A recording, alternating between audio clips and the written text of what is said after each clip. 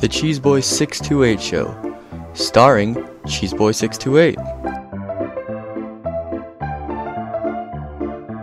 Hey YouTube, what's going on? This is Cheeseboy628 here today giving you a Theory Thursday, but right before that I would just like to announce that my 1K special will be up tomorrow. There will be 2 parts, so I ask that you look out for both of those and I hope you all will enjoy them, as I think it turned out very nicely.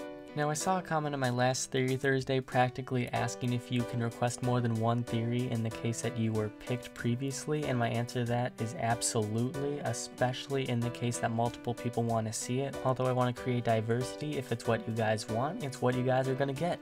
Now, my theory for this Thursday is actually going to be on Metagross, and the main reason that I wanted to do it for this Thursday was because I saw a bit of debate in the comments whether it's going to go to UU or stay in OU. And the reasons people are saying it's not going to go to UU is because of fairies, but my prediction is that Metagross will go down to UU. Now, as always, I have my reasoning. First off, let's check out its stats. Now, we know that Metagross is a Steel/Psychic typing, and unfortunately, Steel was nerfed this gen. As we know, it no longer resists Ghost and Dark, and this is very huge for Metagross, as it now gains weaknesses to Dark and Ghost type moves, so huge threats in the tier such as B-Sharp and Chandelure are practically able to run over Metagross now.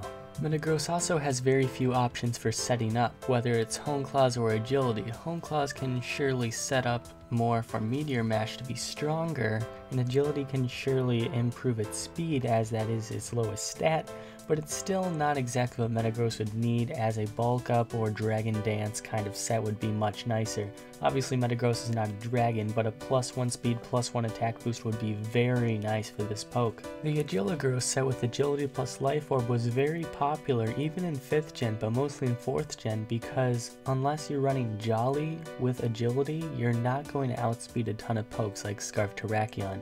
With Jolly plus Agility, you are going to outspeed by just a few points, but I'm guessing most people are going to run Adamant for a bit more of a boost. So therefore, just like a Shell Smash from Cloyster, you're not necessarily going to outspeed everything that you need to.